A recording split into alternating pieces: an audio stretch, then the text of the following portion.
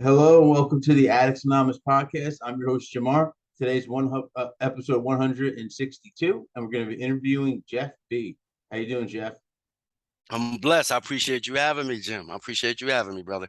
I'm excited to do this, my man. So let's start. Let's start with your childhood. Tell me about that. Tell me about growing up. Wow, straight to it. Okay. Yeah. I grew up in Harlem, New York. Grant Projects. Everybody's heard of the Apollo Theater, famous theater. I grew up in the projects literally right down the block, So walking up and down the strip of 125th Street was like the thing to do when I was like in third, fourth grade. We just loved it. Never know who you're gonna see. And they still had all of the vendors lined up on both sides of the street. So if I wanted a Gucci belt and I couldn't buy a real one, I could get one for $10. Yeah. Let's see. When I was living in Grant Projects is when the catalyst occurred in my life. Mom's was already getting high, and she abandoned me and my three brothers one day. What And was the mom getting neighbors, high on? back then it was coke and heroin, and so we talking like probably 78, 80. So free basing. She was free basing as well. And she abandoned me and my brothers because of her addiction, obviously. Then my step pops, he came and he was like, what's going on? I told him. Now, mind you, this was like a week later, and the neighbors were taking care of us. A lot of people in Grant Projects were high. A lot of people were getting high. You had the pimps there, you had the prostitutes there, and it's so interesting because even though they lived the lifestyle that they lived, they still cared for the children of the addicts, if that makes sense, right? The Just like, pimps. The pimps took yeah, care of the kids. yeah, Okay. I yeah. mean, just because. Well, I guess if not all pimps are violent people. You know what I mean? There's that. Well, I have experience with that as well. Yeah, Well, I'm when sure people, it just there. No matter what, there's people that are violent. There's people that are not violent. You know. mhm. I mean, don't get me wrong. I understand why you said that. You know what I mean? For that particular industry right there, that is a mode of management that they use. But Yeah. yeah, No good. that's it's not a good mode of management, right? But yeah, so the neighbors, they were taking care of us because they knew, that my mom was a drug addict. So when my step pops came, explained the story to him, and he was shocked. And he said, "I, pack your stuff, man. Come on, let's blow this joint." And everybody's packing their stuff, and I'm packing my stuff. And then kind of find out he was not talking about me. He wasn't talking. He wasn't talking about me. He was talking about his three children. So he told my three little brothers pack their stuff up, and he told me, he was like, "You chill out. Your moms will be back. Don't worry about it." And he gave me booklets of food stamps. So well, when you think about it, I think that he was coming to drop off the food stamps because he had booklets of food stamps, and he was like, "Well, don't worry about it." Mind you, he didn't know what was going on when he got there. By the time they were leaving, and he was telling my brothers to pack their stuff up, he's like, "Well, I already spoke to your mom. She's definitely coming to pick you up. That's not a problem. Here's the food stamps. She told me to let you know." And I'm like, "Dude, I told you. I told you." And I was like, and when I realized what was going on, my brothers looked at me, and I looked at my brothers, and I was like, "Nah, this ain't happening. This man is not gonna leave with his children and literally leave a child with food stamps and abandon me." But that's what he did, right? So I stayed in Harlem, running up and down from Harlem, Grant Projects, to How did that anybody. feel at that moment? Yeah. Were you scared? What were you feeling? Uh, so imagine being abandoned once, right? Yeah. But at least I got my brothers. You know what I'm saying? And because of the lifestyle that I grew up in, you know, certain things that certain things children go through when you grow up in an environment like that, that it's just commonplace. Not seeing your parent for a couple of days, no joke. Back then it was commonplace, and it definitely still is now, with how the drug culture is now and how parents are with their children now. A child might not see they parent for a couple of days, and they like, well, they're getting high, they're doing dope. So I'm gonna stay at my cousin's house or my homeboy house. So, then they see their parents again. So that's how I grew up. I used to have to go see my mother years later and literally see, her do her thing because she was getting high. and she wasn't coming around, to see us. And that's how I grew up with my addiction. So when she abandoned us, I had my brothers and they was taking care of us. So my attitude was she'll be back. Dude, I'm like in third, fourth grade, taking my brothers to school, coming back home. Everything is regular. Mom's not there. We're doing the same schedule. Mom's not there, and the neighbors are just helping out. So when he said that he was taking his children and not me, is when I felt I had no value. Some people would be like, well, what? Maybe you could have felt that way when your mom left the first time. But again, because of the lifestyle and me being so young, but being so mature because of the lifestyle, it wasn't personal to me. And it Did might sound child crazy. services ever step in? Nah. Because after that, I spent up, maybe it took me about a week to spend up the food stamps, and that's when I became a thief because I had no food stamps. So I would go and I would play video games.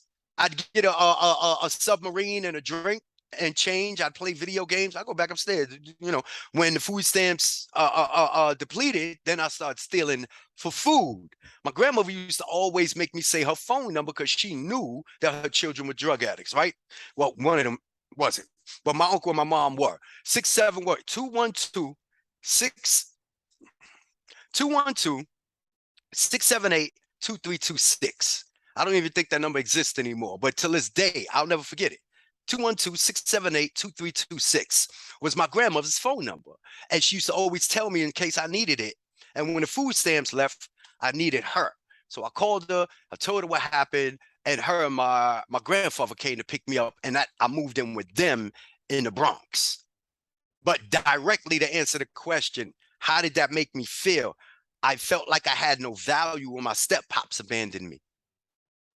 And again, to clarify, I didn't feel that way when my mom abandoned me because I knew my mom abandoned me because of drugs, and that's what drug addicts do. I understood it when I was that young, and I still have my brothers, and I still had the neighbors who basically were surrogate parents even when my mom was around because she was an addict. So I didn't take it personal. It was like, y'all know mama be back. Come on, we going to school, we chilling. But then when their pops said, you know what, I'm not gonna take you. And then he lied and conjured up a story, and it made me feel worthless, brother. Yeah, it made me feel worthless. So that was the catalyst. I didn't start doing drugs until years later, but that was the catalyst. That was, it was two moments back to back, boom, boom. And then it kind of took away my innocence, if you will. Made me feel like I was worthless. So then now I start having a worthless perception of myself. So now my language started changing. Give me a second, please. My language, what I mean by that, the self-talk, the way that I perceived myself, it changed. So now my self-talk changed. Oh, you're not good enough for this. You're not, you can't do this. You can't do that. You light skin. You got because there was no follow-up conversation, even till this day with this man, because there was no follow-up conversation. When children, when we go through trauma as children, the only thing that we can do is perceive it personally. We can't sit back and be like, Jim yelled at me because he's stressed at his job. He doesn't normally yell, but today he was a little upset. That's why he yelled. We can't process human behavior on that level because we're on this level. You know what I mean? So when something traumatic happens to us, it's like, it must be me. Mom is upset because it's me. Dad is upset because me. They're arguing because of me. They divorced because of me. You know what I mean? These commonplace situations in all children's lives. When these things happen with their caretakers, we can't help but say that happened because of me. So in my situation, when he abandoned me, it made me feel like he abandoned me because I wasn't good enough. Mom abandoned all four of us. So that's different. When he specifically said, I'll salute you and leave you right here, little guy. Mind you, 9 years old? 8, 9 years old. I was in third grade. So my brothers were younger than me, obviously, in kindergarten and in first and in second grade. So when he said, he's taking them, yeah, everything about me changed. I thought maybe he didn't take me because I wasn't dark enough. because everyone in my family is darker than me, right? My mom is very brown. They're West Indian, and even though we have different pops, all three of them they're darker than me. So I thought they didn't. I thought he didn't like me because I was light skinned. Thought he didn't like me because you make these things up, Yeah. and then you start believing these stories. That man never told me he left me because I was light skinned, but I start believing that. So everywhere I go, and it's dark skinned people now, or anybody that's a little shade darker than me, I'm on my defense. Now I don't like dark skinned people. That don't make sense. I'm Ethiopian. I mean, excuse me, I'm Nigerian. I'm 32% Nigerian. Everyone in my family that I grew up, I'm the only one that's complexion. But I started believing I wasn't good enough because of my complexion. So now growing up, I'm looking at, and I didn't realize that until I did therapy years later, brother. And all of these negative messages that I start telling myself, it came directly from that situation. I can pinpoint it. Hope that answered the question. Yeah, no, absolutely. So were you a good student in school growing up? Yeah. I was always smarter than my peers. Um, yeah, they wanted me to go to a gifted school, but I couldn't go to a gifted school because I didn't have transportation to go, and they didn't have any programs back then. But they wanted me to go to a gifted school in Greenwich somewhere, some school. I remember that. I remember that. But I've always been, I guess you could say, I don't know how to use the word, but I say it's smart. I'm a writer, right? So when I use certain words, it's I perceive things a little different. But I guess you can always say I was smart. Yeah. School's never been an issue. I'm the dude that show up for the test and knock it out, but I don't go to class. That was a situation for me. I roam the halls and all of that. I wound up having to go into special education because I used to get in a lot of fights. That was another thing. I became violent. I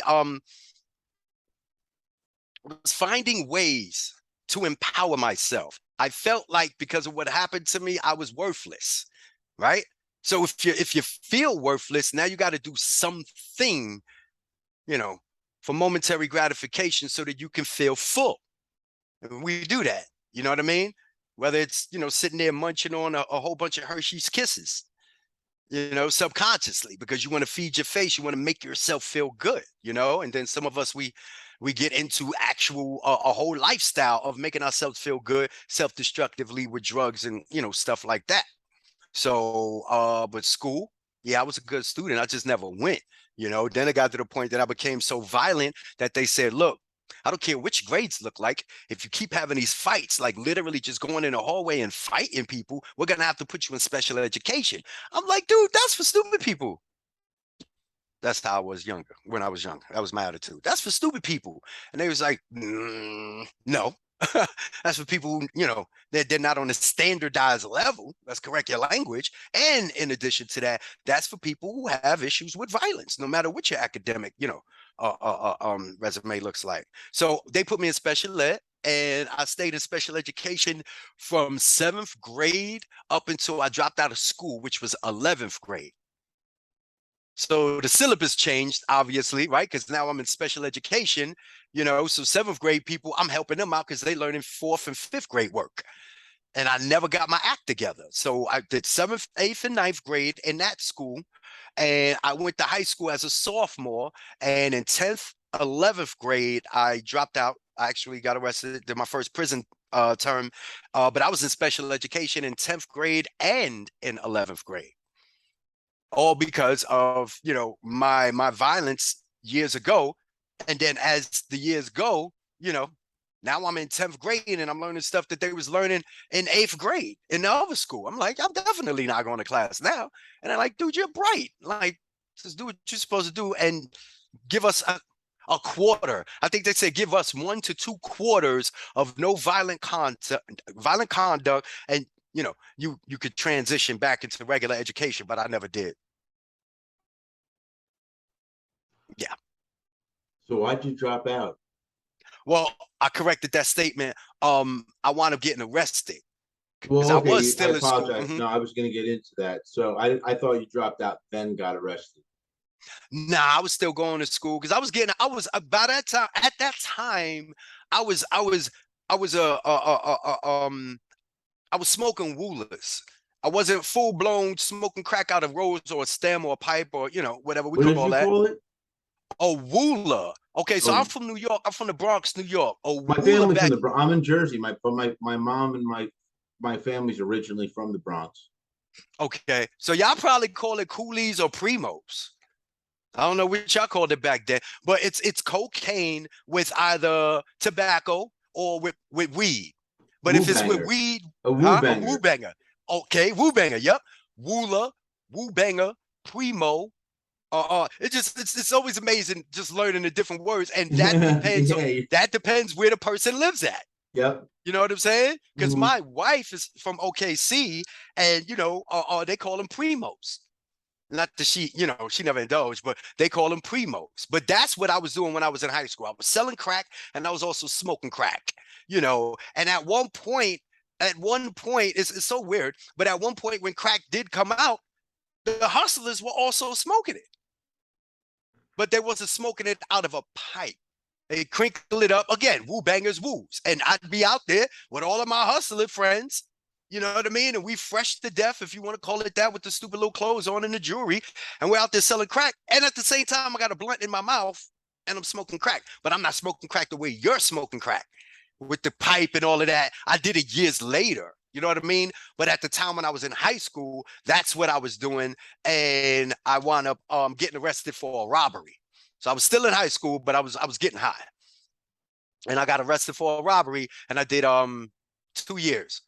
I did 2 years. It was a 1.5 to 4.5 was my first one, and I did from 90 to 92.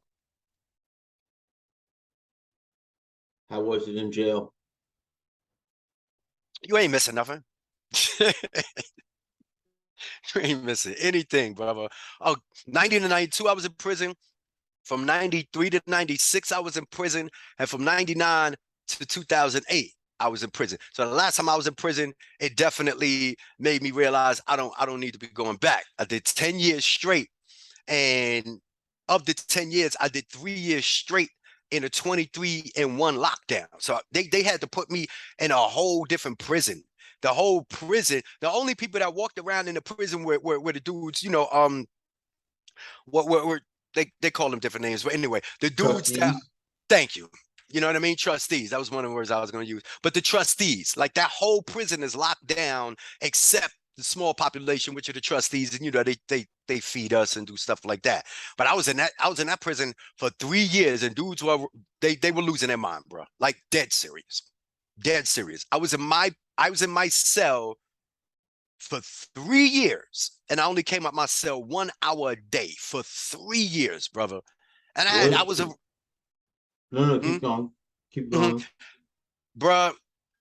I had dudes around me that was in there for much longer. So I come up and you pull up in the house and it's like, what you in here for, blah, blah, blah, right? And I'm like, yo, when you get out, and they like, oh man, they gave me 10 years.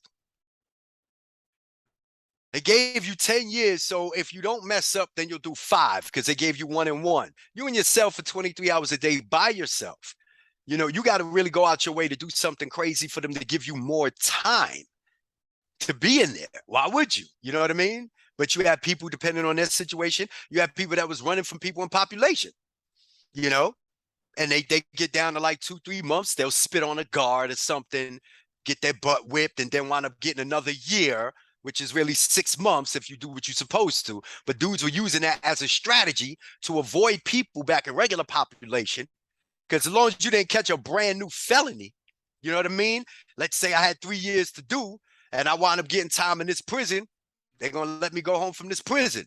And if they want me in population, I'd rather do that time in this prison so I don't see anybody. So guys were, using that as a strategy, and other guys just, they get there and they start taking meds, Therazine and all that other kind of stuff, Ritalin, and you're in the cell for 23 hours a day. You are faced with yourself, brother. I You was are just about faced to with ask. yourself. Like, I was just about to ask, what is that? Because I literally couldn't imagine, because I think I would be the guy that ended up in the mental institution, because I'd probably have just a a mental break 23 hours a day. I don't know if I could do it. Maybe you're referring to the guy that you used to be. All right. I don't think you're that weak now. And that is being weak. And I will say that. I will say that. Yes, it is. We are faced with ourselves. And I'm blessed that I even had that experience. I'm being honest. I've read a plethora of books during those 3 years. I was okay. I was okayly read before that. But by the time I got in there, I'm definitely well read now because of that. And that's back then. So, my taste for literature has definitely changed. So I read a lot, long story short. But I got to know myself during them 3 years. I went back to population from there. I had a couple more years to do, you know what I mean? And then I came home in 2008. But when you're faced with yourself, it's a beautiful thing. It really is. So, couldn't do much but read. I read and I played chess. Very, very, very interesting. I could take a piece of paper. I could take a piece of paper and turn that piece of paper into a chess board.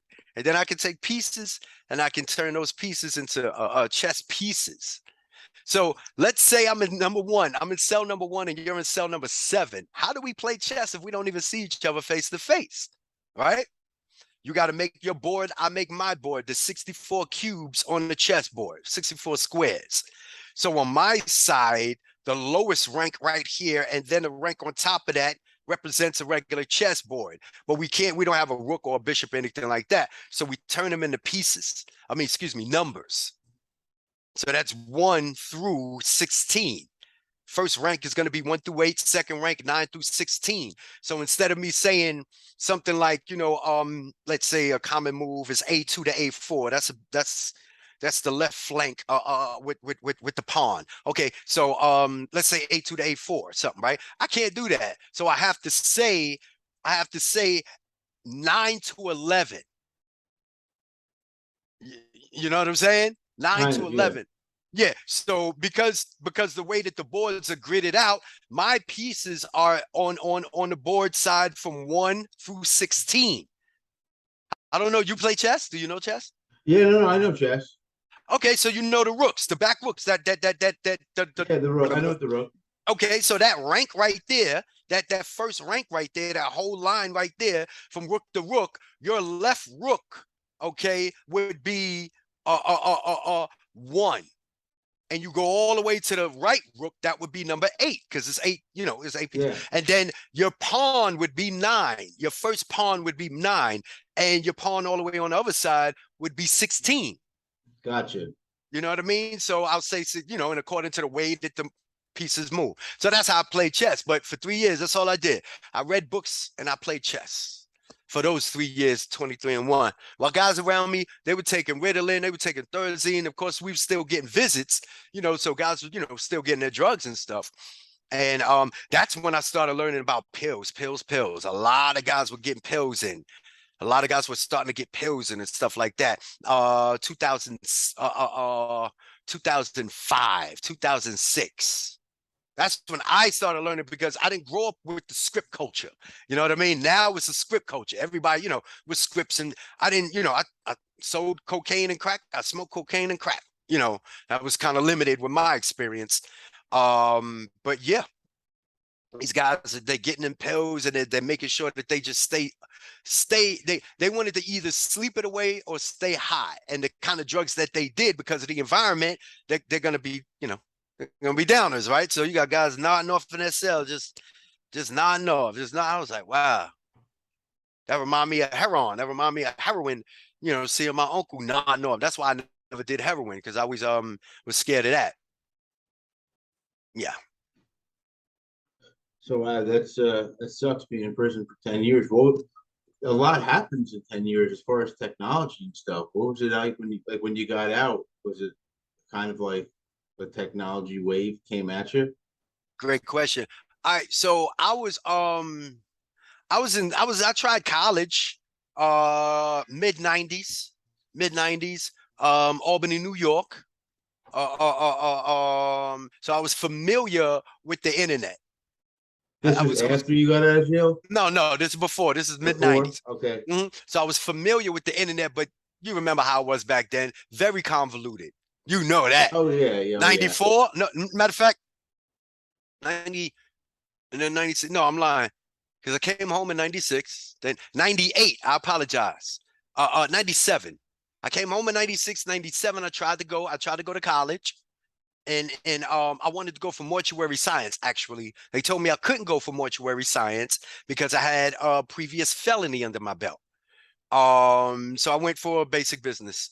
Wound up messing up anyway because I want to relapse it anyway. But going, to the and I didn't have a personal computer or anything, but going to the labs, it was interesting, but it really, really kicked in my ADHD back then. Because if you remember, it's clean now.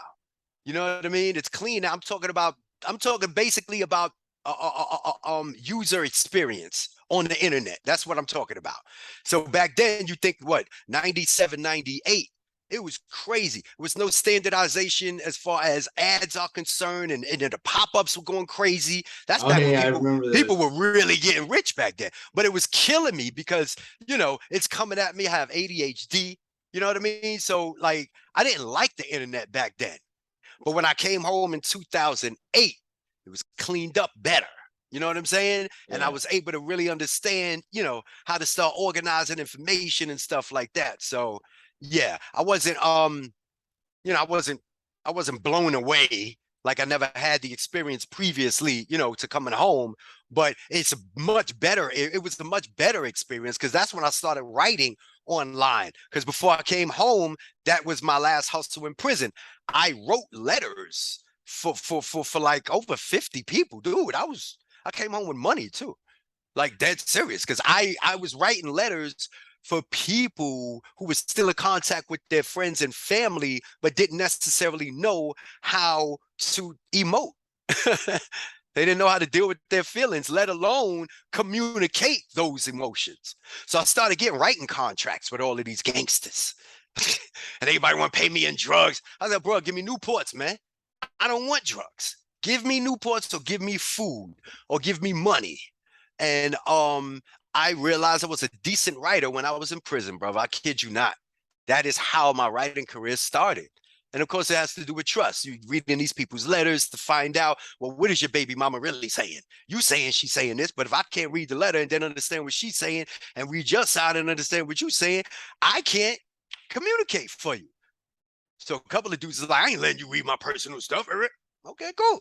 Then other dudes is like, man, listen, we already know you's a thorough dude, man. You ain't worrying about you gossiping about my business, none of that. Here you go. And as a result, families started being helped. Yeah, families start being helped. I'm starting to see guys going on visits now with their wife and their kids crying, gangsters coming to me crying like, yo, take this weed, man. I can't even talk to you. I love you, man. I'll speak to you later. I just saw my son. Because of them letters you wrote, man. I see my son 3 years now. I see my son. I'm like, wow, this is powerful. This is powerful. And it's just person after person, human after human, human after human. And it's just like, dude, you are helping me with my family. I can't I'm gonna learn how to read now. I'm gonna go to what they call that.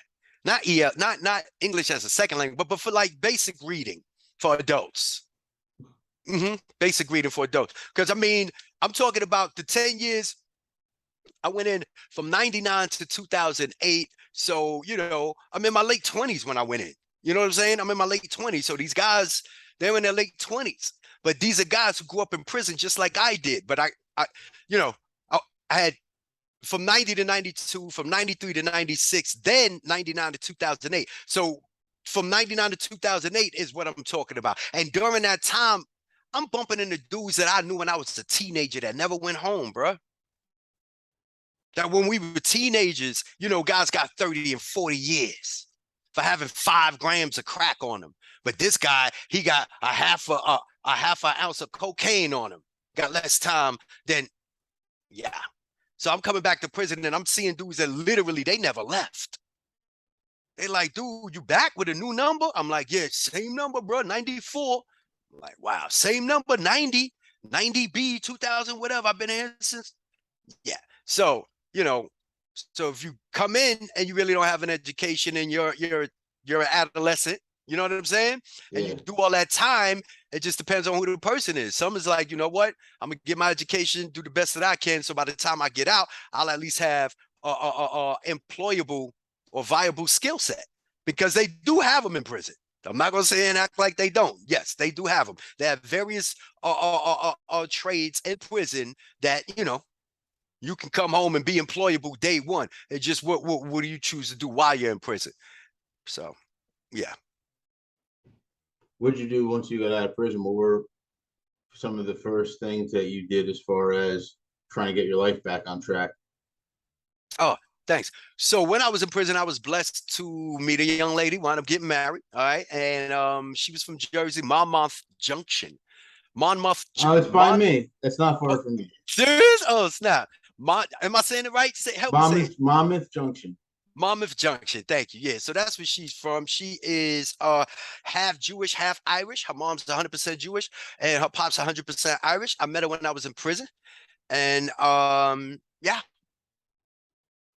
third year in prison, and she rode out. You know, she did 7 years with me. We got engaged, we got married. And she said, "What do you want to do?" And I said, "I want to go to Atlanta," because I was thinking about getting back into the music business. And I knew, excuse me, this was it. I didn't want to go back to New York. I was threatened. I was told, don't come back to New York. And I did. So I was like, yeah, let's go down to Atlanta. So she had to come down here like a year before I came home, set up shop and, establish a life down here. And she did. I came home. We had two beautiful children. I worked with the church probably 3 times a week. I ran the church's newsletter. It's sold on 3 continents, Asia, Africa, and here. Because the pastor is it was one of those churches, you know what I mean? With money, you know what I mean? So I was like, I'm thinking about doing this writing thing because of the experience I just had. And the pastor was like, well, here, write me a 500 word article, and here's the topic. And he was like, you said you study the Bible, right? I like, bro, come on. I got Strong's Concordance. I got this, I got that. I said, what you want to know? So I want to actually working for the church and writing for the newsletter. And then we started getting business because I started doing copywriting work. Because he was like, if you're good enough to do this, what are you trying to do next? I like start a business, bro. You know what I'm saying? If I could write, I could write. So people that's in the church that had their own businesses, I started writing copy for them. And it was okay. We wound up getting divorced. So see, my children, my 2 youngest children, and my ex-wife, they never experienced crackhead Jeff. I call crackhead Jeff. I call him crackhead Jeff. I call that guy crackhead Jeff. They never experienced crackhead Jeff. I wasn't getting high. I didn't, I got divorced because of me and her. You know what I mean? You meet somebody in prison, it's one thing. You come home, it's something different. You know what I mean? Even though it's love. And we wound up having 2 children, 2 beautiful children. So we wound up getting separated. But the way she approached it, it messed with me. It messed with me. The way she approached it messed with me. The addiction was like, yo, got to take care of these kids. Mind you, I had a very good job. I was a wood saw operator getting $26 an hour, which shows you how so-called smart I am. Because, really got to know math. You know what I mean? For the roof trusses and stuff, right? So I was doing that. That was 15 minutes away from where they were living because I moved out. But I'm keeping my schedule with my children. I'm coming home from work. I'm literally taking a shower. I'm eating with them, bedtime and everything. And then I'm like, all right, I love you. I'm going home. So after a couple of weeks, she's like, you don't want to spend the night? I'm like, no, we ain't doing that. Like, we done went through 4 rounds of deacons. Like, we're on this side now. We put the work in. And I told you, I'm not going to move out, move back in and confuse my kids. We're not doing that. So if you did all of this and it's emotional and I don't know what you're trying to, now you want me to come, we ain't doing that. Said, you want a divorce? We're going to get divorced. We're going to be co-parents. Everything beautiful.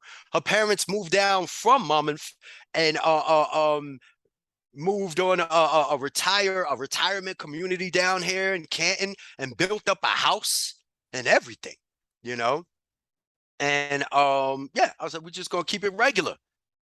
But it didn't go so well. And then my addiction, it started talking to me and I went on a slope. And now I have 2 years clean and sober, still haven't seen my children. I'm in the process of getting them back in my life. They still owe about $41,000 in child support arrears. So, but I'm happy, I'm clean, I'm sober, I'm proud, I'm blessed. And when my children do see me again, they have no idea who Crackhead Jeff is. You know what I'm saying? So it's a blessing that I don't have to explain that side of me. It's a blessing, bro. They never seen anything like that. That's not why I got divorced or anything. So it's a blessing. I do have some explaining to do, of course, but it's a good thing that they didn't have to suffer any trauma because of my addiction, bro, at all. I'm very grateful for that. I'm very grateful for that, brother. Is there anything specific you do as far as a daily routine? Like some people wake up every morning and pray. Some people they work out. Like, is there anything that you do that keeps you sober? I appreciate that. Heck yeah, man. I meditate. I've been meditating for over a year now. I'm up to almost an hour a day in one sitting. I follow Bruce Lipton, I follow Dr. Joe Dispenza. That's my guy. I have all of his books. And I meditate. I've been doing it for over a year. And it's very interesting because over the last 3 months, people who know me from social media that, we follow each other have said certain things as far as growth is the word I keep hearing. It's like, yeah, I'm starting to see you grow. Your content is changing. The way that you're communicating is changing. You're doing your thing. That's a good thing. What's up with that? Oh, I meditate every day for the most part. I ain't gonna say, sometimes I get off track and I'm like, 30-day challenge. Let's get back on it. 30-day challenge, but that practice right there has allowed me to live through my recovery. That's how I like to say it. It really has allowed me to live through because you got recovery, right? I like to live through my recovery. I'm like, this is me for real, for real. When I make certain choices, I literally go back to the steps, like, oh, step 3. It's like I don't care. And I'll be doing that 10, 20 years clean and sober. That's the foundation of my spiritual growth. That's what recovery is for me. But it's like meditation has put me in a certain space spiritually, right? Because in our community, there are different perspectives about meditation. A lot of people think it's hocus pocus and it's spooky and it goes against Christianity, and not at all. Bill Just sitting there. W. Bill W. I mean, if you look at the big book, it's kind of a religious book in a way, but Bill W. mentions meditation 10 times. I know, I know, I know. And I'm fleshing out content going forward. But of course, when it comes to new conversations, we have to inject it slowly. Just being Yeah. real. You know what I mean? But I know. I promise you, I know. They're all highlighted, right? I think you're about right. I don't want to contradict you. It's about 10. But yeah, meditate every single day when I'm on point, and what I can say about my meditation practice and how it has empowered me, I can say that the person that I am like right now is the best version of me that I've ever been. And it's the best version of me because I am the most empathetic that I've ever been toward another human being. And that's only because of prayer and meditation. Because of course I'm Christian, you know what I mean? But that's only because of prayer and meditation, bro. And when I try to speak to people in our community about meditation, they push back like, "Oh, what's that?" I'm like, bro, how many times God mentioned it in the Bible? Like, you crazy? Like, he literally, and it's not prayer. It's you have prayer and meditation. You have two different things that he tells us to do on a regular basis in the word. In the word. Nobody really speaks about meditation because of the cultural stereotype behind it. Just being real. The cultural, when I say cultural, you know what I mean. Asian. And Yeah, Indians are Asian. people immediately think like Buddhist. Exactly. You know what I mean? It's That's like the stereotype first and it's not thought. understanding. Yeah, you know what I mean? So it's just like, okay. But that's what has gotten me to where I am. I just I try to never forget Crackhead Jeff. I don't even know how. I don't know how to like really explain it, but it's like I choose not to forget how messed up that crack had me, bro. I choose not to forget. Some people's like they get 5 years, they get, because I have all kind of conversations with people who have much more time than I do, and they're like, oh, no, I don't really, think about that too much no more. And I'm like, okay, cool. I respect it. You know what I mean? Maybe because I'm still fresh, young, only got 2 years and a couple of months under my belt. Not even, because I just celebrated 2 years, August 14th. Maybe I'm still fresh. You know, I don't romanticize. I ain't saying that, but I like to remember how messed up I was. I like to remember that I used to be shaking the cup in front of QT. I like to remember that, bro. I like to remember I used to defecate myself. I was so messed up on it, but we got to keep moving because I'm on a mission to get this next thing. While literally I'm wet in my pants. It's disgusting. I got to do it up. And I never have a problem keeping it 100. Because if my addiction got this low, but I choose to acknowledge it when it was here, you know what I mean? When I had the motel room and the girls and, and all that dumbness. And I don't remember when I was walking up and down Decatur with doodle in my drawers because I was so zonked out. If I don't keep it real with myself and remember that low, how I used to sleep in dumpsters at Wendy's and come on, bro. In the dumpster. I'm sleeping in the dumpster. It was a safe place. I ain't got to worry about police. I ain't got to worry about robbing. I ain't got to worry about none of that. They probably gonna throw some garbage on me before the night's over, but I'm good. Like that's how bad my addiction got me. So I choose not to forget that. I choose to always tell people that because I keep it 100 with myself. So when I'm meditating, I'm always real with me, bro. That's the connection between those two thoughts right there. When I meditate, I have there's different kinds of meditations. You know what I mean? You have grateful meditation, you have visualizations, which are meditations as well, right? And you got different kinds of meditations. But the one meditation that I like to always do in remembering who I was, I get graphic with it to remember how I was. So then when, today when I'm going down the steps with my dog and we got a sister that's sleeping, right? And I live in a decent neighborhood. This ain't really the neighborhood where you see that, but it happens in my building once in a while, right? Like we got you need an app to even get on the elevator in my building, on the doors. We got the code and all that. It's that kind of building, right? So, but empathy. I'm going down the steps earlier with Bello and I see a woman there sleeping. She was there the other night. Now, you need anything, sis? She was like, nah, no blanket, no nothing. I was like, all right. I go down the steps today. She's there again, but she defecated. Oh. Right there, like right there. She's right here. And I'm coming down the steps. She's at the landing right here. And you got to come down the steps right there. And there's feces there with like 2 napkins on it. And I'm like, you got to go, sis. We ain't even going to have a discussion. And I don't want to kick you out the building. You got to go. And she started going crazy on me with the mental health. And I said, all right, I love you too, sis. I said, but you got to go. So the other night, everything was good. I don't care about that. You know what I'm saying? I've been in that situation. You need anything? No, I'm going to go about my business. I said, you defecating in the building, sis? You got to go. You got to go. You got to go. But I empathize with her. I empathize with her. I said, I'm not here to judge. And she wanted to have, I said, sis, I'm not here to judge. I got to walk my dog. You smelling like feces right now. I don't want to smell it. I said, but I was there. So don't think it's judgment. I said, I'm the guy. She said, oh, yeah, you the guy from the other night. I was going to ask you for some money, but I would have got high off of it. And I was like, check yourself into something, sis. So I'm going to go tell management to come help you. She's like, no, they're going to lock me up. I was like, they ain't going to lock you up, sis. But you can't be in the building, like, defecating.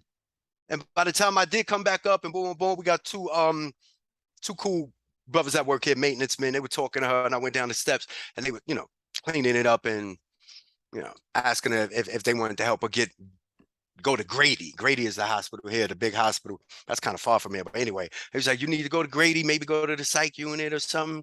And she was like, no, I'm okay. But that's where I was at, Grady, the psych unit, actually. That's part of my story here. But it's the empathy.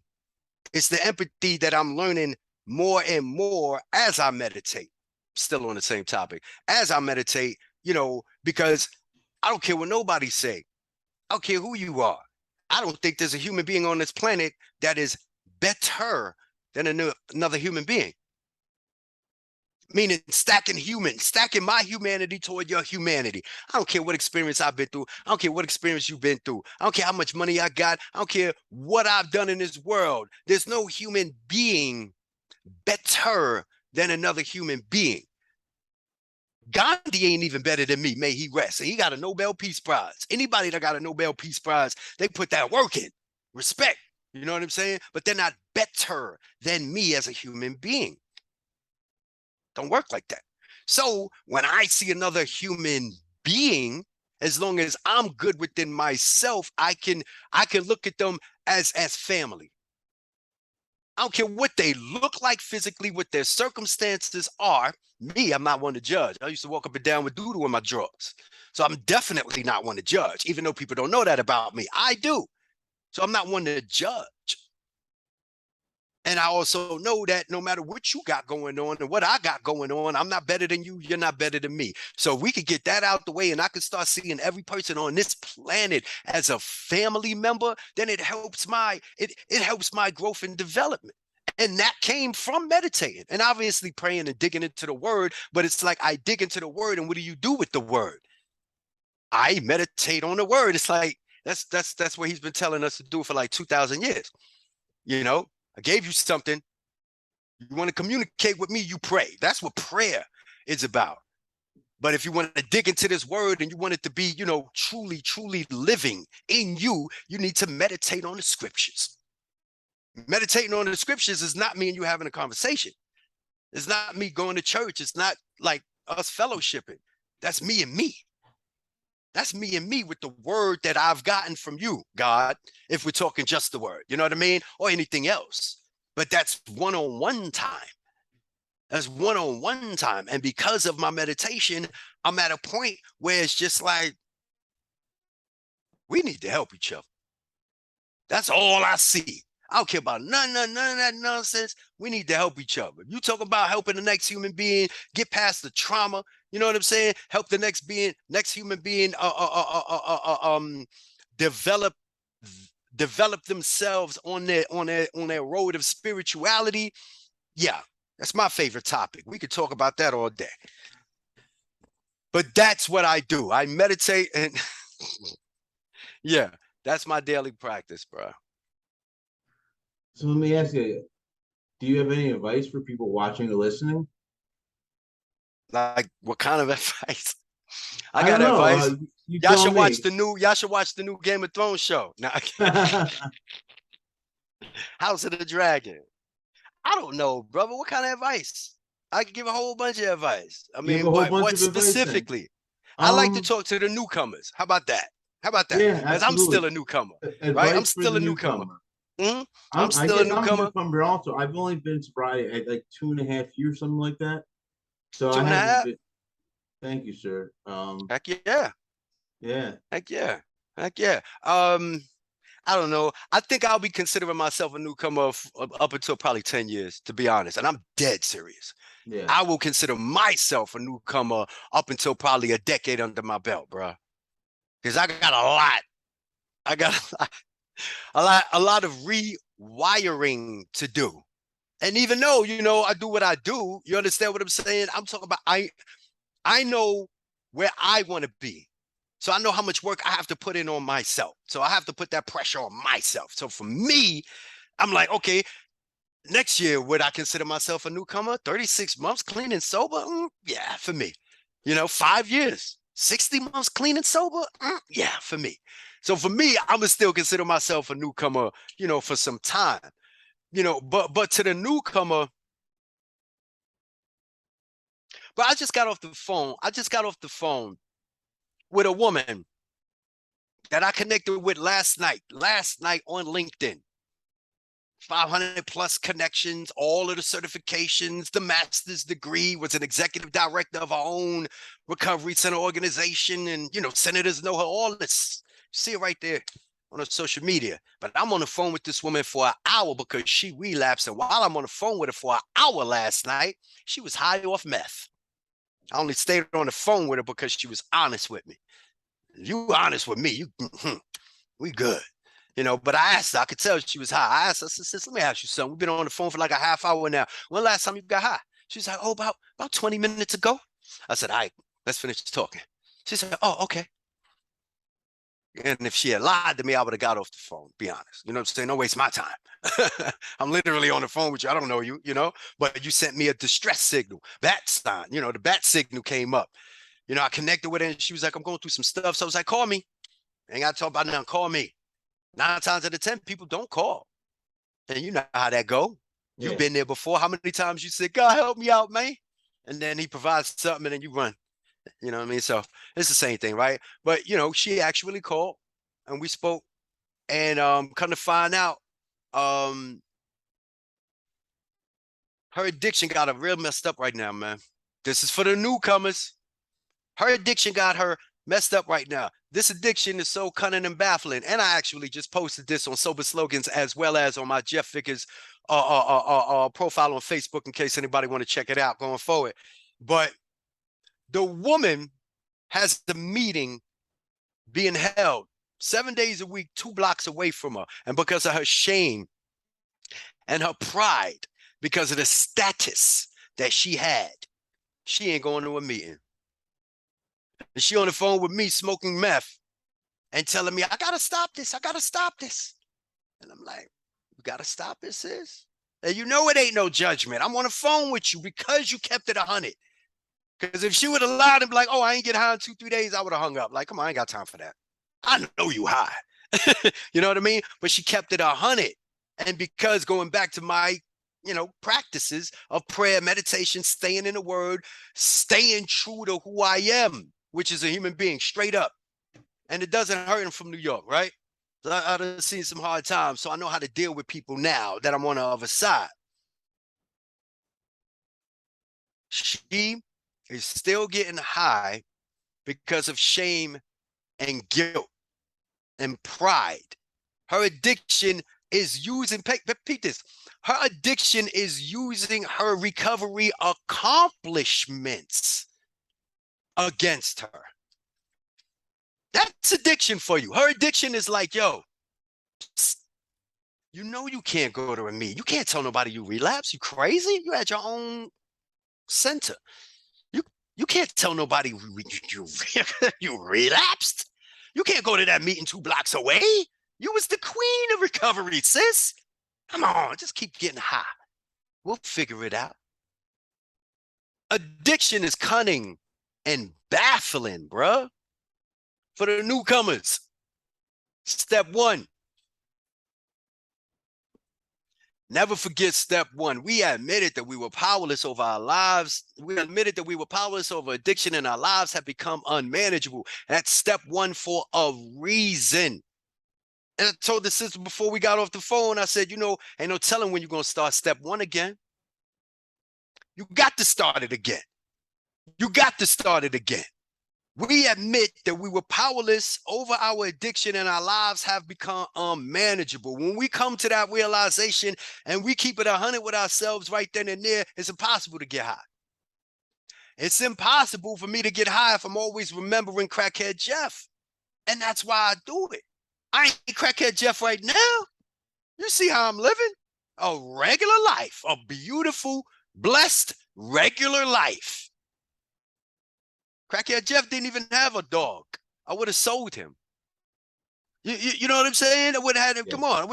Everything that's going on in my life. Crackhead Jeff. Okay. So for me, it's remembering how crazy that addiction got me. For me, because I put in some time, over 30 years of getting high, over 30 years of lying to myself about a situation that happened with me and my stepdad. Me lying to myself, saying that my stepdad left me because I was worth nothing. And mom probably left me because of that too, but I know it's really drugs, but maybe it's not really drugs, but definitely this guy left me because I'm not worthy.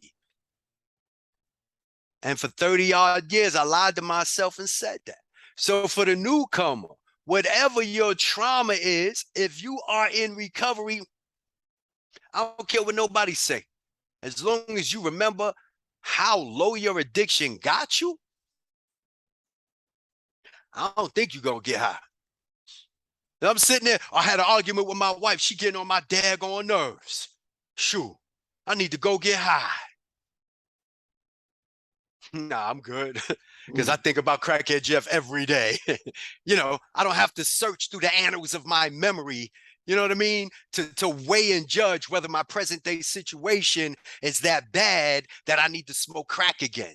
I don't have to weigh and judge it. I think about Crackhead Jeff all the time. There's nothing, my worst case scenario as a clean and sober person is always going to be better than my worst case scenario as Crackhead Jeff, bro. I don't care. I was a crackhead.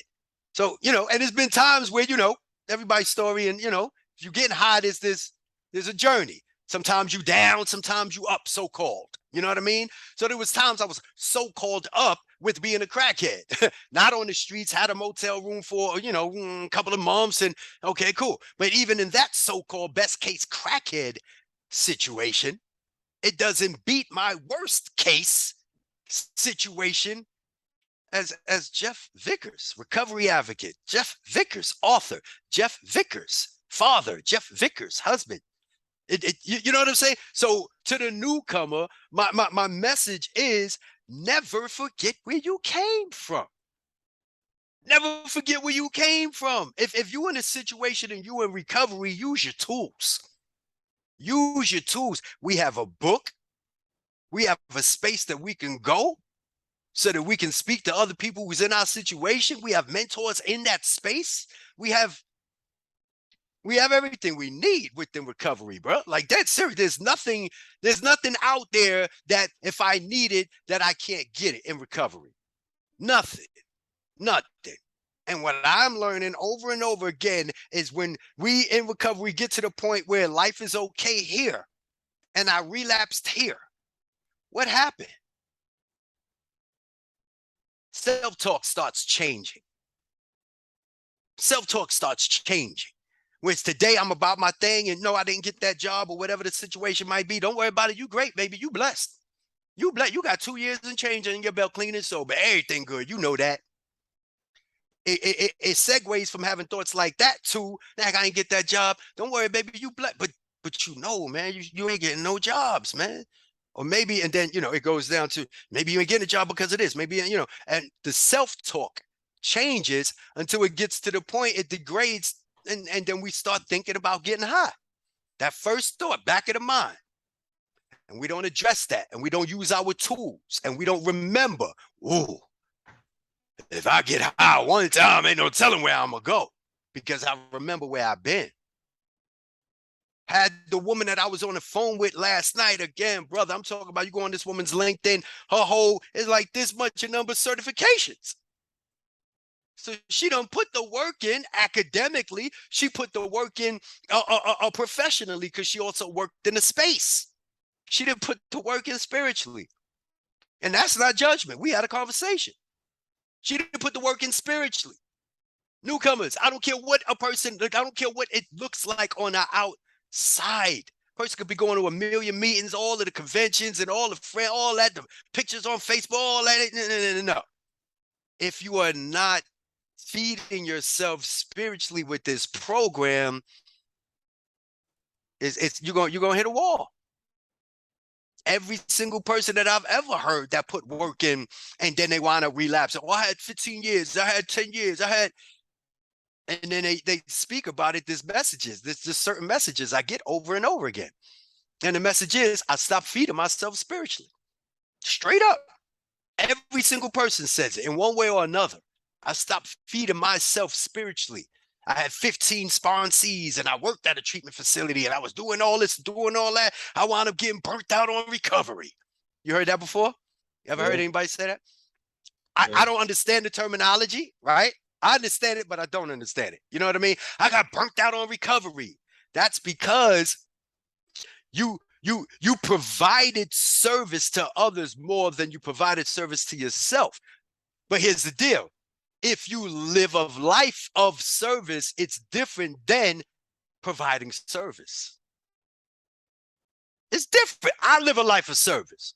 For the rest of my life, I'm going to be putting out content in one way or another, okay, for our community. That's a life of service. A lot of it's going to be free. Some of it's going to be paid. That's a life of service. What I will not do is live a life of providing services. That's a difference. If I live a life of providing services, I'm a caretaker. I'm a codependent. I done brought all of that into a professional environment, but people don't really see it. But that's me because I haven't worked on myself in those areas. But now I'm using that in a professional environment. 3 years go by, and I'm sitting there with a crack pipe in my hand. How'd I get here? You forgot who the first person is. You forgot who the first person is. You waking up every day trying to act like, you want to put everybody on your shoulders, and you going out there doing all that for them. You ain't doing what you're supposed to be doing for yourself on a daily basis. So now you got 15 certifications on your wall, and you can call up just about anybody in the recovery community, but you ain't going to do that because you in the closet somewhere smoking crack. And you ain't coming out because you're guilty now. Now you feel guilty and you feel shameful now. Come on. Newcomers, never forget your story. Never forget how low that your drug of choice took you. Because if you always remember how low your drug of choice took you, you won't go back there, bro. No matter how low you feel as a person in recovery. I'm sorry, bro. No matter how low, bro, I'm on the outs with my mom right now. I'm not going to get into all that. I'm on the outs with my mom right now. Worst case scenario for me is I lost a couple of pounds. This ain't my normal weight. When I'm stressed out, I don't eat. And again, I'm a recovery advocate, so I keep it 100. All right? I'm down with weight right now because I barely eat when I'm stressed out. And I'm stressed out because me and my mom having a strange relationship right now. And I ain't going to smoke no crack. My mom got 20 years clean and sober. I got 2 years clean and sober. And we ain't talking right now because she violated, straight up. All right? But I ain't going to smoke no crack. Strength. You need strength. You know what I'm saying? Yeah, no, I feel you. Absolutely. It's not an option. It's exactly. It's not going to solve anything, and it's definitely not an option. It just doesn't do anything except negative consequences. That's all It's like, why would you even want to repeat history? Especially you got, you know what I'm saying? It's like, and I am just blessed that people trust me. Like, that's serious, bro. I am blessed that people trust me enough to have these kind of conversations. You know what I'm saying? Because I can speak about the story, but I would never identify. We don't do that. You know what I'm saying? But like, and again, this woman, like, woo, she put that work in. And I'm like, sis, why didn't you reach out? Why didn't you reach out when your self-talk changed? And she was like, I like you so much. You don't have any certifications. So now I live this. I don't need a certification to know language. You know what I'm saying? But that's my point. Why didn't you reach out when your self-talk changed? Because when we on top of the world in here, we talk a different way.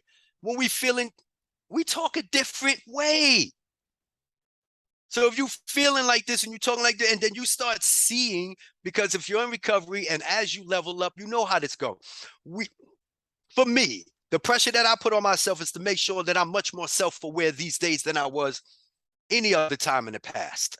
And that's because of, what I'm doing these days in the public space. You understand what I'm saying?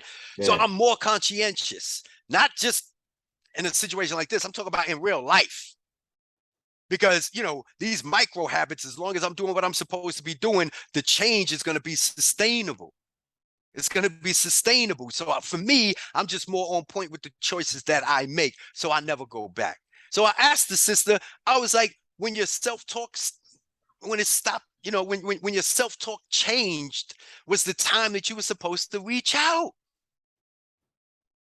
When you start talking to yourself like you was a crackhead, when you ain't been a crackhead in 15 years, but now you're starting to talk to yourself like that, that is pre-relapse mode, bro. That's relapse mode, bro. That's relapse mode, and people don't reach out during that time. I'm starting to look at myself again like, back when I was getting high. I'm starting to talk to myself about myself like back when I was getting high. Ooh, we can arrest that right now. What do we need to do before you actually get high?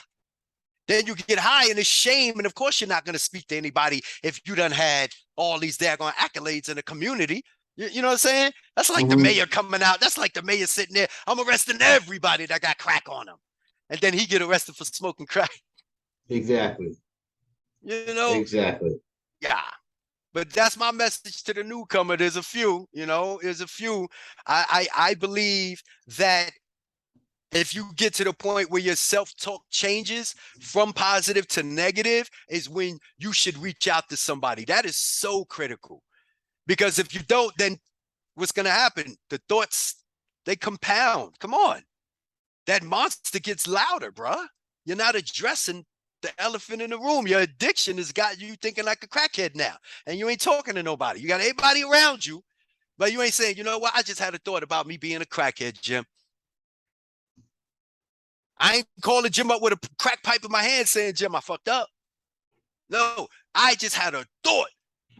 Talking to myself the way I used to about when I used to when I was an active addict. That's when you start the conversation. That's when it's like, well, why did your thought, because that's all it is, why did your thought move from thinking that you're great to thinking that you're a crackhead? Let's talk about that. Promise you, in my humble opinion, based on these people that I speak to, that and I asked, I said, do you think if you'd have spoke to someone at that stage, you would have relapsed? She said, hell no. And every person I ask specific questions for a reason. You know what I'm saying? Over and over. And I love speaking about relapse. A lot of people, oh, wait, what? That's funny to me. A lot of people don't want to talk about relapse. We need to be talking about it. When is the pertinent time for us to be talking to other people so we don't actually pick up? You lose when you pick up. You lose. You don't lose when you think about it. You don't lose when you romanticize. Okay? We still have to clean up things in our brain. You lose when you pick up. Game's over, bro. I'm sorry. Game's over. Take your quarter off of the arcade game. Someone else is playing next. Game over, bro. Anytime before then, you always in the game. It's always an opportunity. Yo, Jim, I'm going through it, bro. Remember I told you about the situation with me and my mom, bro? I'm going through it, bro. I feel like getting high right now, but I'm on the phone with you, bro. Give me something, bro. I'm not losing. I didn't lose. And it's Oh, free. and it's free, bro. And it's free. We ain't never gonna charge for a helping hand. And it's free, So let me ask you this, because you got a lot going on nowadays. How do people get in touch with you? Tell us about your Thank website and you. stuff like that. Awesome. So soberslogans.com. Is this video as well, or is just audio? No, this is gonna be video on YouTube Oh, it is video, and right? So Spotify has Spotify might has as well. video. Spotify also has some video. Yeah, there you go. Get as close as possible. You're I good. forgot that Lift I it up have a my little. thing. Lift it up a little. I'm gonna send you a copy anyway. I don't know why you ain't get a copy. You Yeah. can't really see it. Don't worry about that. You can't really see it. I'll send you if you want to, send a picture with it, whatever. But it's soberslogans.com. Sober, I mean, slogans, because that's my brand. I'm heavy into positive affirmations, visualizations, and manifestations. And it's Sober Slogans, Recovery Models We Love. That's the first book. Soberslogans.com is the website. Sober Slogans on Facebook, everywhere except I'm on everywhere except Twitter with the brand. But I am Jeff Vickers. Would love for you to follow me on Facebook, and then you can get into my ecosystem as far as my content. My content is heavily geared toward newcomers, just like this conversation. So that's how y'all can get in contact with me. Soberslogans.com. Got a couple of blog posts just starting off. Would love for you guys to check out that blog post right there. I don't know what else to say. No, that's great. You're doing good things in the community, giving back, right? Step We 12. have to. We have. It's so crazy that you mentioned that, right? Because I literally was saying, I said, if anything, step 12 is a call to action for everyone to be a recovery advocate in one way or another, bro. And I'm not talking about, I got a website and I'm doing all this. I'm talking about, no, I'm in recovery and I got other people in recovery. Maybe I could post something real cool on Facebook in case somebody need to hear it. That's sharing a message. That's recovery. That's recovery advocacy. There's different levels to this thing right here. But I like that you mentioned step 12 because I just mentioned that to somebody. That's a call to action for you to share your experience. Or we wouldn't be where we at right now if it wasn't for that first group with Bill W., huh? Yep. No, we wouldn't. Absolutely not. I've said this before, where kind of he was kind of a rock star because there was no such thing as support groups for addicts before him. It did not exist. It was Mm-hmm. his idea and his idea alone. Originally, he had a help from a lot of people, but that kind of was his baby, Mm-hmm. Of as far as, course. You know, yeah, and if it wasn't for him, if it wasn't for them, then we wouldn't have NA because Jimmy K wouldn't have came across AA to start NA. exactly. Or Overeaters Anonymous, Cocaine Or Anonymous, or Marijuana Anonymous. They're all or 12-step. Yeah, they're all more and more and more. So from many that 12-step one, programs. bruh. Like that's how beautiful it is, man. You know what I'm saying? Like I bump into people. I'm in CA. What the heck? Oh, cocaine. I'm like, oh yeah, I probably should be in there too. I probably should be in that one too. Oh, I'm in GA. What the heck? Gamblers. Oh, no, nah, I like my little bit of money. I don't like gambling, but it's a blessing but it's a blessing that we have these pathways. That's the blessing. We have these pathways that, if enough people within society have gone through a traumatic experience and enough people, because of that experience, they perpetuate certain kind of behaviors and mindsets. We have a community here. There's enough people, you know what I'm saying? Been through trauma, chose to use this substance right here or this behavior right here. Now they're going through a 12-step. We have a community. Whether they're gambling, whether they like to have sex more than whether they use sex, whether they use gambling, whether they use food, use drugs, use that kind of drug and that kind of drug. And then we have all of these different communities and these pathways based on being able to speak to the different demographics trauma. And I just think that's beautiful. I just think that's beautiful, bro. And that, I mean, come on now. It started from Bill W. and his crew. How can we not love it? And we Yep. just continuing to wave the flag. That's all we doing, bro. I've learned so much from them. I learned priceless information from. I remember at first, because I'm agnostic. So the first thing I said to myself was, "Oh, here we go with the God stuff, blah blah blah." But then I saw those magic words, God has understood him, and I realized I can have my own version, my own higher That's power, right. etc. Beautiful. Um, and then I saw the section for agnostics. I was like, okay, I get it now. I was Yeah. like, so I can buy into that. But it's not even that because you don't have to you necessarily buy into the higher power thing, but also it's just when you read about some of the stuff he writes, you're just like, oh, I've done that, I've done this, I've done etc. Go on forever. So much stuff And that you we talking relate to. about this is in the 50s, just for No, in context. 1939 it was written. It was written. Wait. I said the 50. Oh, I'm thinking. What you call them? You're 100% right. This is in. It was in 39, but it really started gaining traction like around 43, 44, depending on the story. Whatever. Yeah, That's Wikipedia knowledge. Whatever. But yeah, thank you for helping me out. So this is in the 30s and 40s.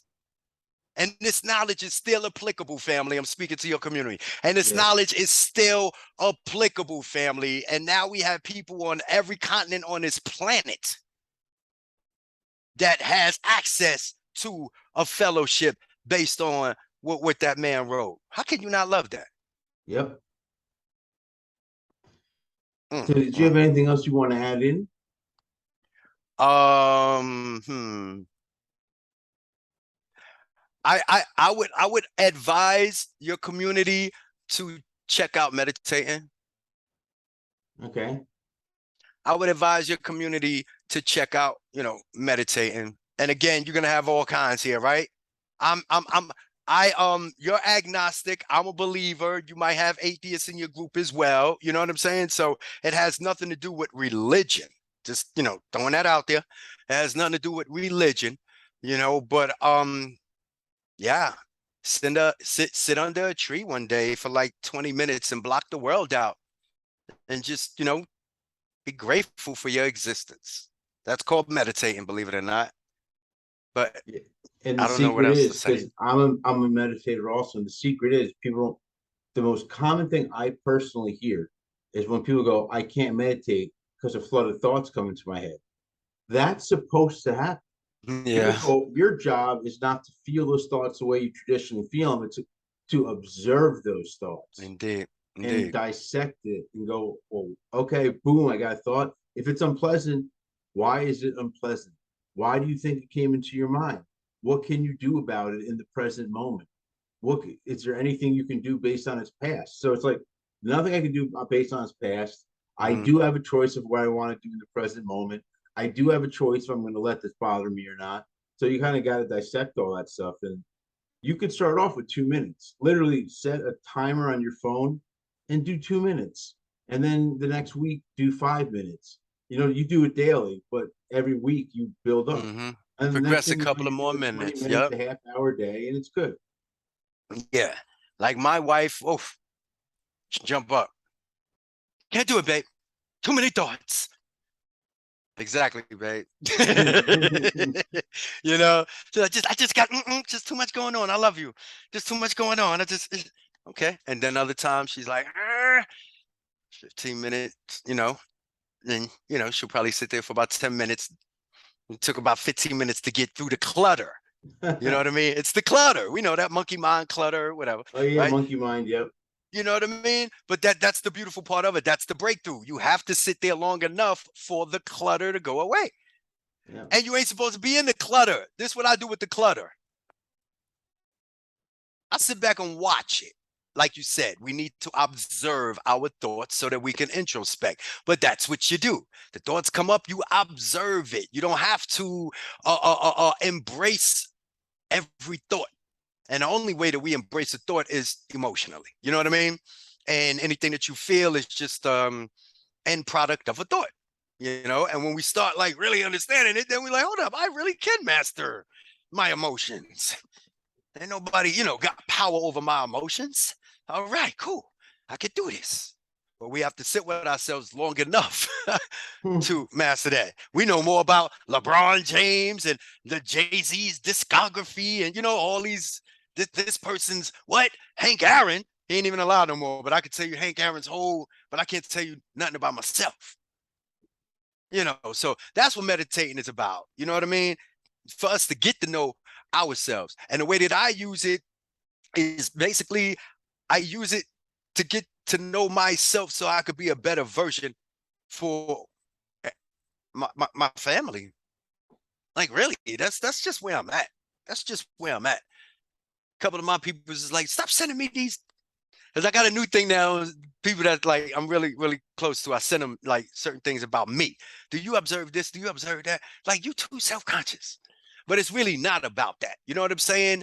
Um, it's really about using other people's perception of me to tweak certain things about myself. I don't think there's anything wrong with that when you do it in a healthy space. Like if I was to ask you after we got to know each other and probably like 6 months go by and I send you hey, am I still kind of like cursing too much, because I still curse. I still curse a little bit, right? But because I trust your opinion of me and I know ain't nothing but love, I'll send you something like, how am I doing with my cursing? Hold me accountable. Like, yeah, have you seen it? So I send that to people that I know to get back, I don't know, an opinion poll, I guess, about certain characteristics from people that, you know, that I trust and I know that love me. And they're like, yeah, you still doing this. Yeah, you still doing that. So, but all this about is it's just growth and development for me. I'm happy. I'm happy. I'll be 50 years old in a couple of months. I have 2 years clean and sober. And for the first time in my life, and mind you, remember what I said when I came home from prison and I built the family up with my ex-wife, I wasn't getting high. It was church. It was all that. It was all that. Okay, cool. But That's great, man. this is the first time that I have ever been fulfilled in my life. And this is the first time where I feel like I'm living. Like dead serious. And I ain't got no spectacular so-called life. You know what I'm saying? So-called spectacular life, if you want to add all of the commercialism into it. Ain't no commercialism in my life. But there's a lot of growth and development and emotional and spiritual maturity in my life. One last message for the newcomers. My message to the newcomers is don't lie to the person in the mirror, family. And I appreciate y'all allowing me to just run my mouth. I'm Jeff Vickers, grateful person in recovery. But that's my message. That's my message to the newcomers. Don't lie to the person in the mirror. That's the last one. All right, my man. I appreciate that. I really appreciate you doing the podcast today. Thank you so much. Thank you for your time. No, absolutely a pleasure today. Thank you so much again. And just sit tight for me. For everybody watching and listening, if you like what you saw and heard, go below and give us a like. Also, subscribe to see when we upload new videos. You can check us out on Twitter, Reddit, Facebook, Tumblr, and Instagram. Oh, as well as TikTok. And then you can also check us out on our website, www.addicts-anonymous.com. There you'll find plenty of free resources and literature. So that's all I have for today. I hope you enjoyed. And until next time.